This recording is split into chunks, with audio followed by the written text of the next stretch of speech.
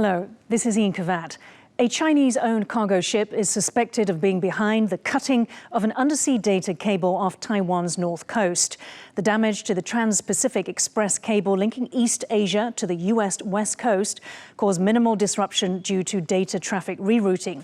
The following episode was recorded 4 days before Taiwan's cable was cut. While we try our best to release each episode in a timely manner, it isn't always possible. We thank our viewers for your understanding and hope you enjoy the show. China is accused of blocking a Swedish prosecutor's investigation into a Chinese cargo ship suspected of cutting 2 Baltic Sea cables in mid-November. When asked about it, the Chinese Foreign Ministry said this. 一鹏3号为配合调查已经停航较长时间。为了保障船员的身心健康，船东公司经过综合评估并商有关方面后，决定复航。中方已经事先通报各相关国家。中方愿继续同各相关国家保持沟通，合作推进事件的后续处置。 Why would China not cooperate with the Swedish investigation? What would be its motives for damaging these 2 cables? And what are the global implications? Hello and welcome to Taiwan Talks. I'm Ian Kavat.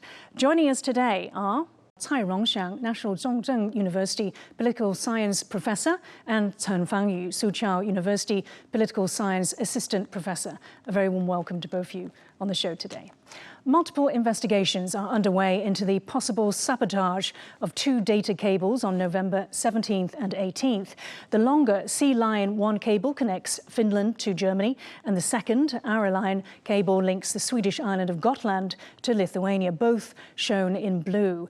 Chinese cargo ship EP537's trajectory, shown as a dotted red line, during that period coincided with the time and location of the cable cuts. European investigators said satellite data showed the ship significantly slowed down while they suspected it of dragging its anchor along the seabed for about 100 miles. Following the incident, NATO vessels surrounded the EP537 as it made for international waters, leading to a standoff at sea for nearly 1 month.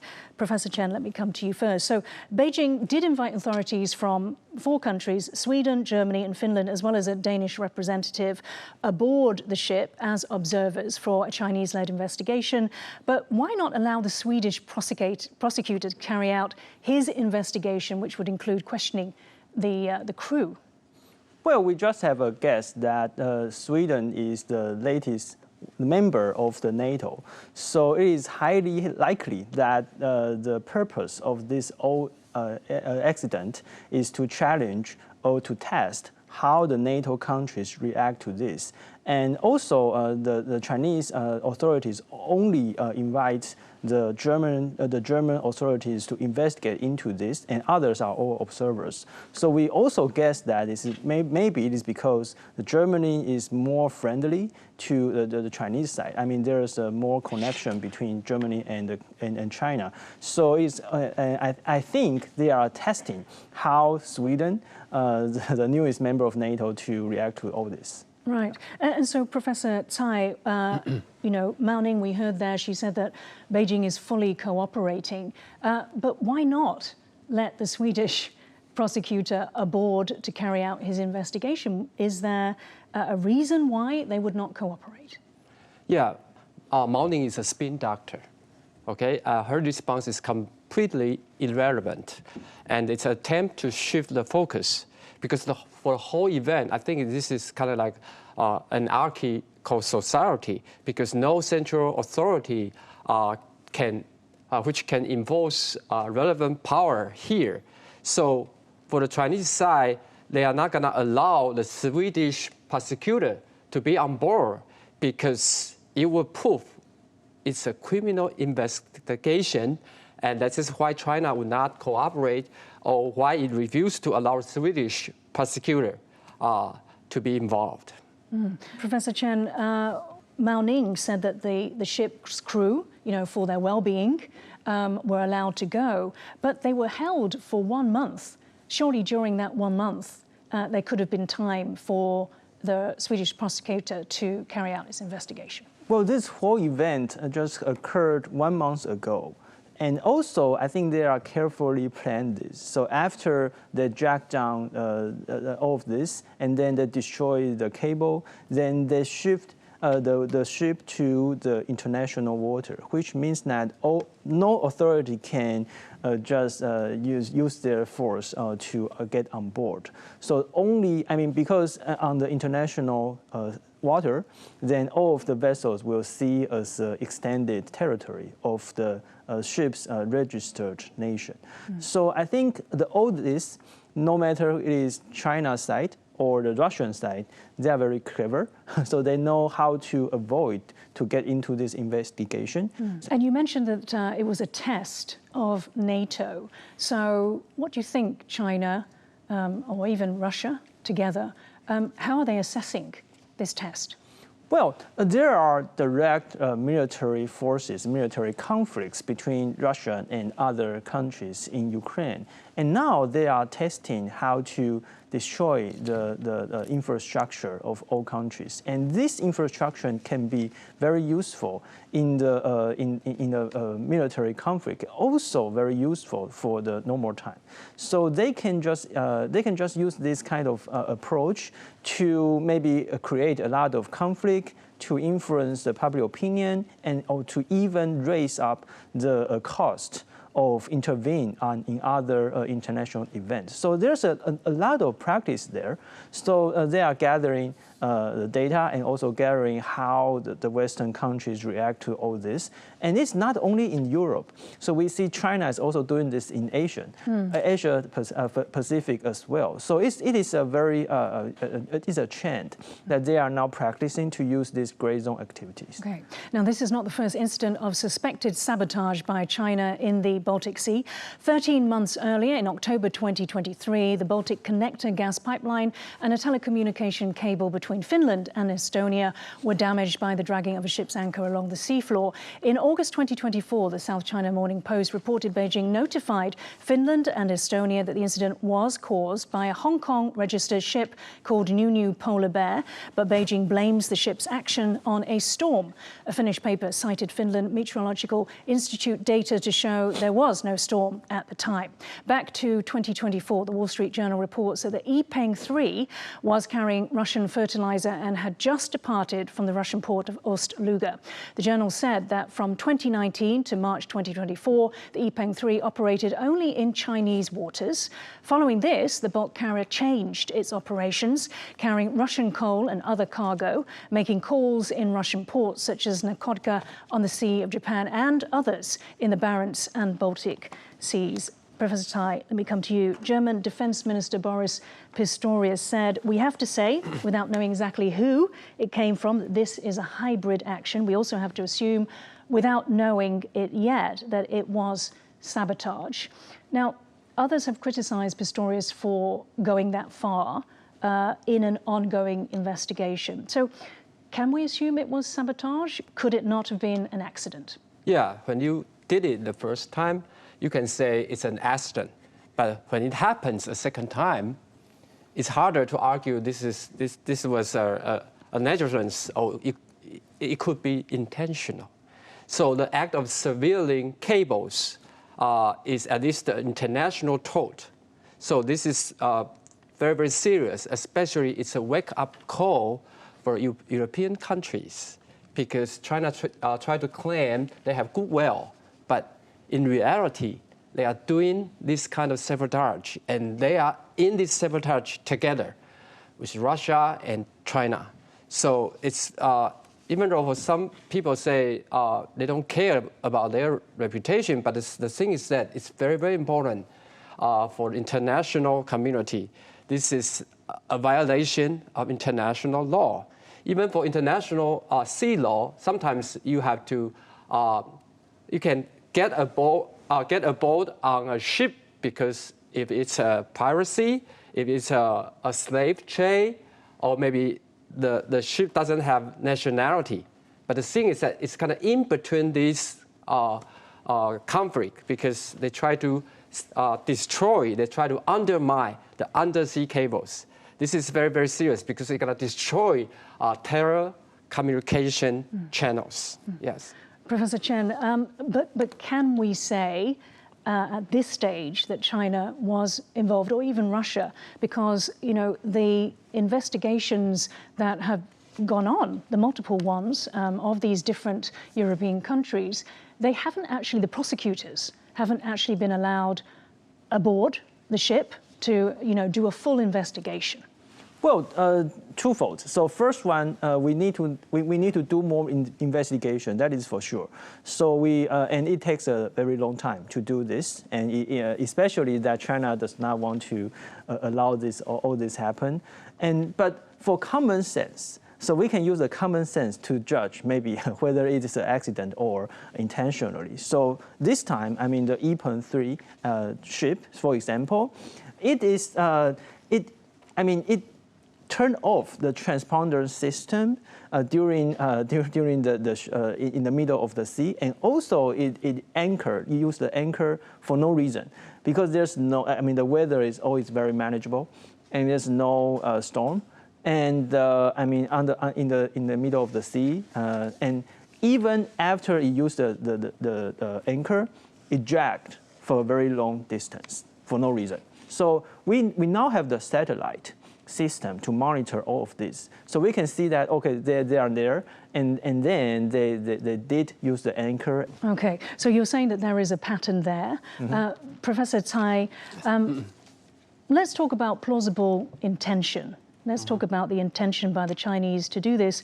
Why do you think they would, sort of harm their own reputation on behalf of Russia to do this? Do they not care about the consequences of, perhaps an anti-China posture in Europe? And how does this fit with China's position that it claims is neutrality in the Ukraine-Russia war and its global policy of non-interference? Yeah, China has been generous-faced. Okay, they say they want to be neutral, and they say they want to stay out of this, but in the end, they get involved, and they even do it in the dark. So European countries should be wary of China, will not trust what China says on the surface. They are going to verify the words and the deeds, because sometimes they say different things and they do it anyway. So this is very, very important, and especially we know China and Russia, they have off-limits relationship. Okay, so they try to go hand in hand, especially they try to do this kind of stuff together. They don't care about their reputation. They already have a bad reputation, all right? It couldn't be any worse than that. So, for them, okay, we just try to, do this together and then see what happens. Mm. Yeah. Professor Chen, is it because of the fact that you can't accurately, definitively, conclusively point the finger at Beijing for this, at China for doing it? Is that why that they feel that they can get away, that there's this murky area? Well, I think that the gray zone activity is one of the trends that we have to pay attention to. So there are more and more these kind of gray zone activities to attack on the infrastructure. And I think after the Ukraine war, there's a lot of sanctions, economic and diplomatic sanctions against Russia. And Russia and China together, I guess that they want to see what kind of actions and what kind of reactions will from the Western countries. So, for example, this time they destroy the cables. Maybe next time they attack some of the infrastructure, and then they just observe how NATO countries and other countries react. If there's the only mild reaction, then they can just go inch by inch to go further and to destroy more infrastructure. And then during the potential future contingency, then they can mix all of this hybrid warfare to mix with the military conflicts and to raise up the difficulties of communication, to raise up, to create more chaos on the societies. Right, and you mentioned chaos because, because of the built-in redundancies of the telecoms network in Europe, in the Baltic Sea, the actual disruption was actually minimal. So was it, as you just said, it's more to cause chaos than to actually cause disruption?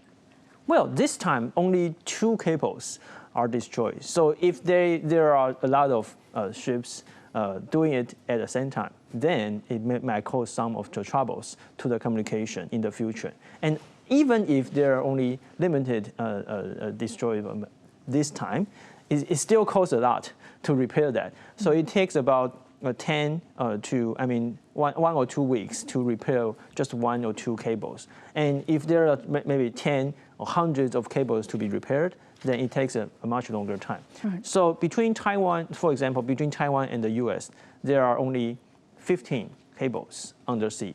So it is very easy for them to, if they send a lot of ships to do it, to destroy it in the same time. So we still have to find some way to deter this. Right. And Professor Tsai, going back to the 2023 incident, that was slightly different because that Baltic Sea oil and gas pipeline was actually commissioned to wean those countries, Finland, Estonia, Latvia, and Lithuania, off their dependence on Russian natural gas after Russia's invasion of Ukraine. It was actually the source of almost all of Estonia's natural gas supply.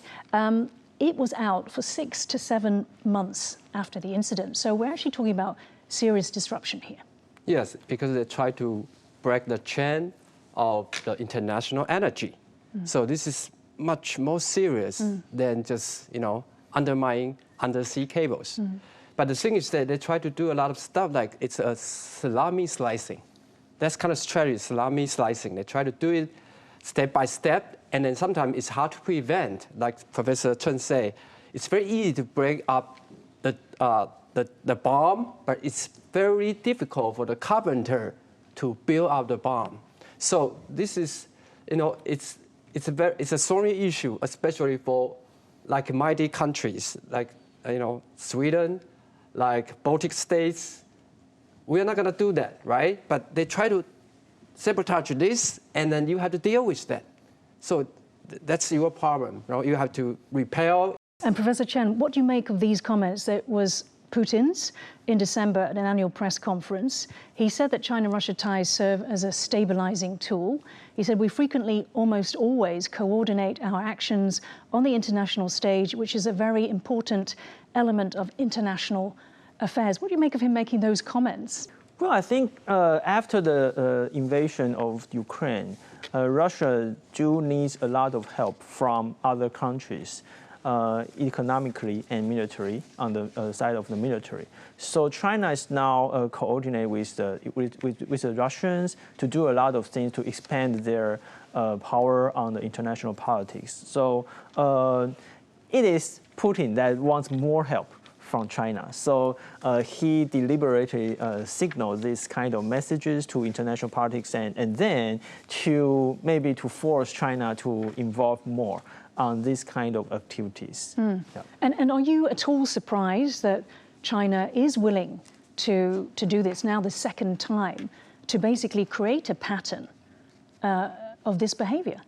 I think in the broader picture is that during the past several years, we see, firstly, in the Trump administration, we see Americans leading to a clean network, the clean internet network. And then during the Biden administration, there's a digital solidarity policy. So we see that the U.S. is now calling for the alliances to build up the digital infrastructure against the China and Russians, the alliance of the dictatorships. So we do see there is a trend that the democracies and the dictatorships are fighting against each other on the digital infrastructure.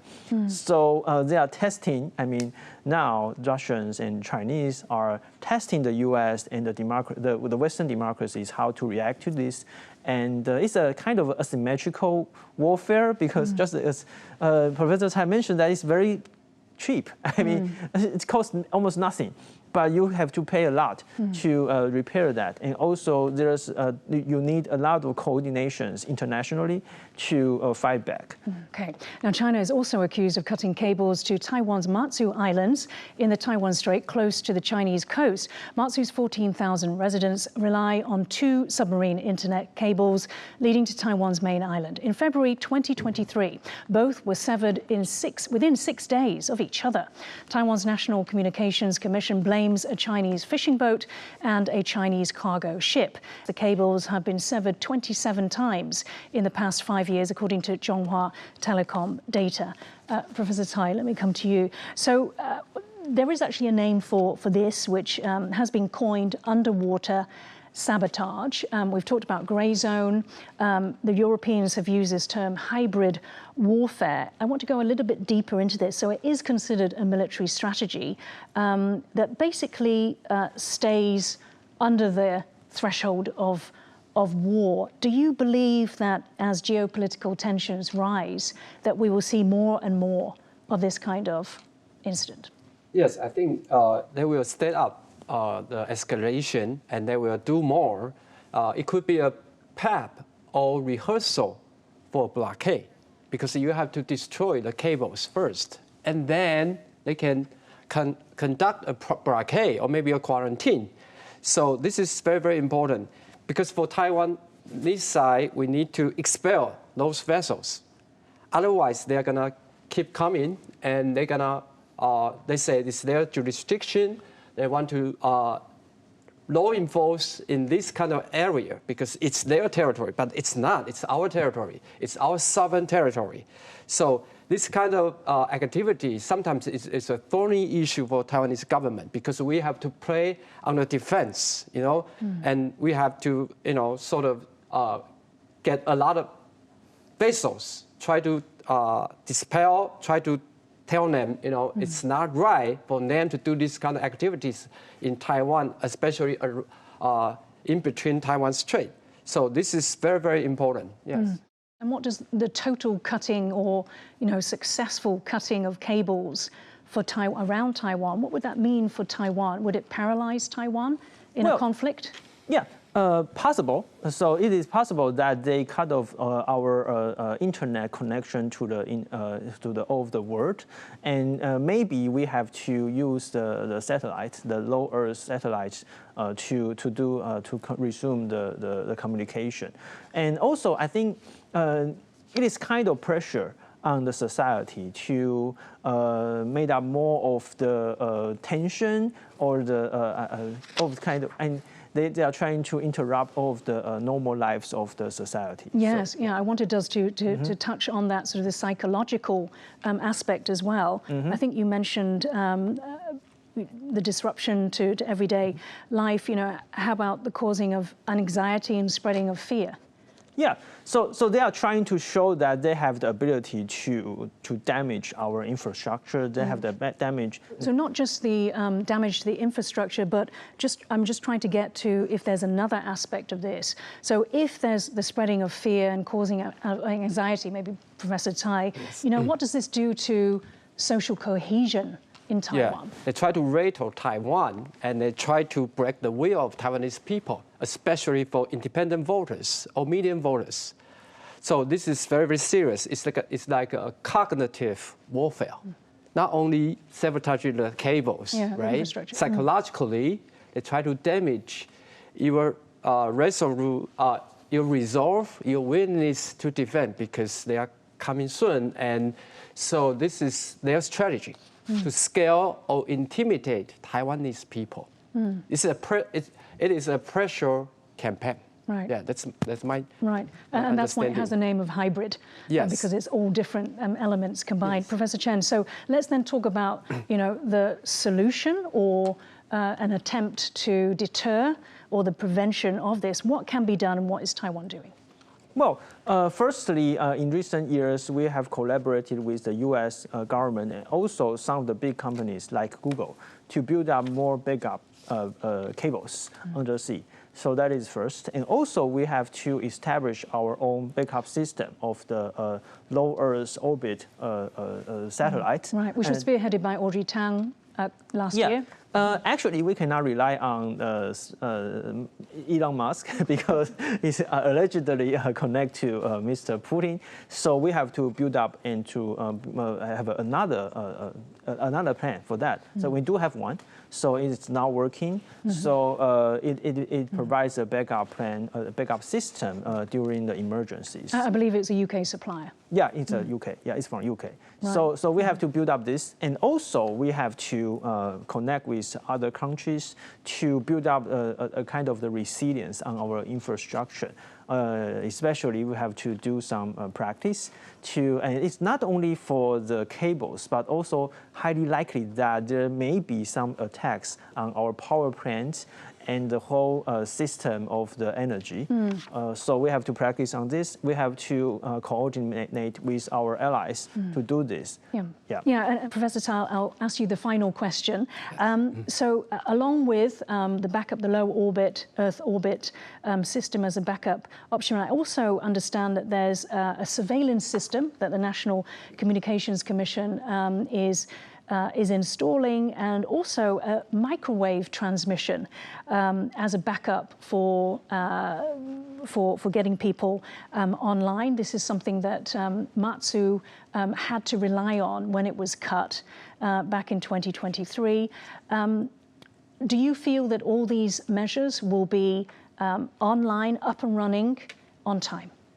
Yeah, I think it's very important because not only the military or the government, sometimes it's very important for civil defense. So everybody has to be on alert. Civil society and the government, we should work together, try to prevent these kind of things happening again, because otherwise it's gonna be destroy your daily life. It's gonna be destroy the communication between Matsu and Taiwan. It can be very, very serious. Yes. Okay, we're going to have to end it there. Thank you so much, Tsai Jung-hsiang and Chen Fang-yu, for joining Taiwan Talks today. If you liked our show, please search for us on YouTube, give us a thumbs up and hit subscribe to our channel. Thank you for watching the show today. Stay safe and see you next time.